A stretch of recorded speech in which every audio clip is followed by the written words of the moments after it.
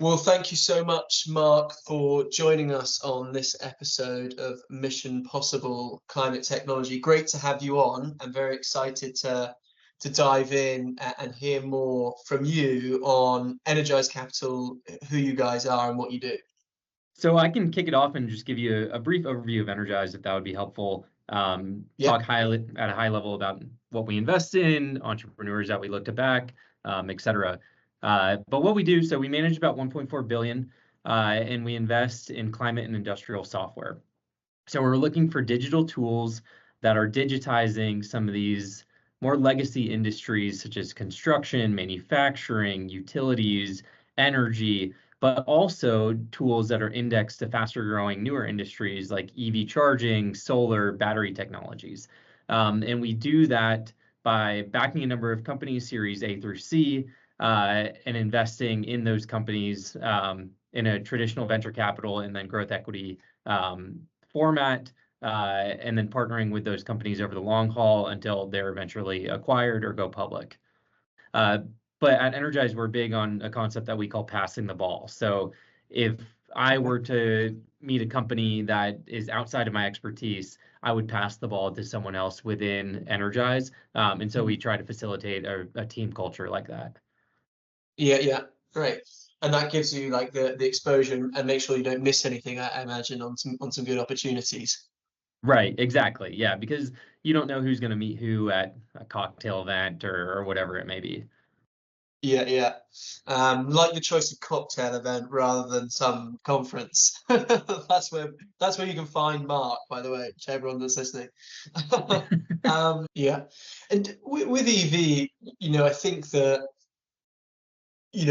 from the outside looking in, there seems to be, a proliferation of EV companies coming to light, and all of which are kind of showcasing apparently a new technology. Is it as much of a land grab and kind of expand as fast as possible situation as it seems to be, or do you think that there is space for, so many different EV charging companies? Because at some point, if you're, creating an EV charging dock, not everyone's going to want to rip that out every 2 years, right, to put in another one. So how do you see it panning out over the next 5 years, the EV world? And I know that there are different parts of EV charging and the market indeed, but it'd be interesting to hear what you think. Yeah, I think it sounds like kind of what you're mentioning is the hardware companies. And I would say that the hardware has become commoditized in that space. Mm. It's really hard to differentiate on hardware if you're selling a charger, whether it's even a level 2 or level 3 charger. That is certainly a land grab. But the way that those companies attract their customers is actually by selling like various services with the charger to basically say, we're going to sell you this full turnkey solution so you don't have to worry about it. Or they're trying to differentiate by selling software on top of the charger. Mm. So the area that I see most of the innovation happening in the EV charging space is not actually with the charger itself, but it's with the software that can be sold on top of the charger. And the software can do things like load management. It can do Mm. things like reserving the spot. It can do things like dynamic pricing. It can allow you to auto charge. So you go up and just plug in your car and it automatically recognizes who you are and can start charging. So Wow. there's a lot of different features like that, but that's more of a function of the software that's sold on top of the EV charger, less a function of the hardware itself. Yeah, interesting.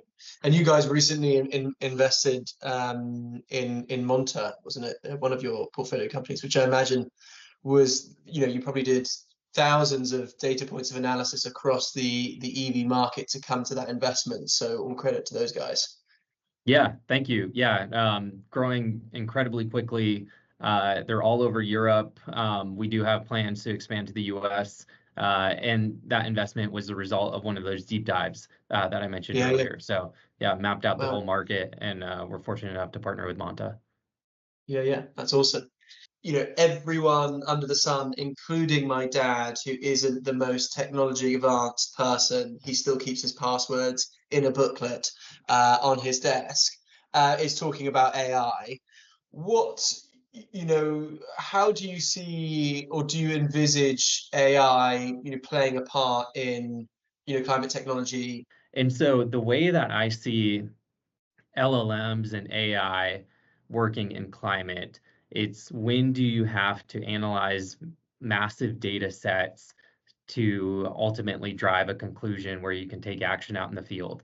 And some of the things that I think about are things like geologic data.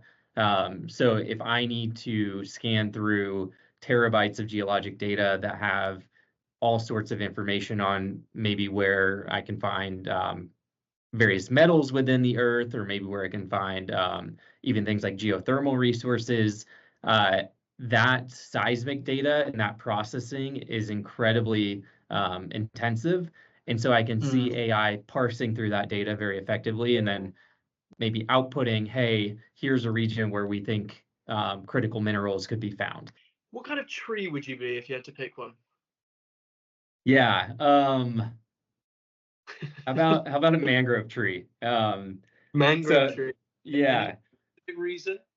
So I actually don't think a lot of people know this, but mangroves can absorb 4 times the amount of CO2 than the rainforest.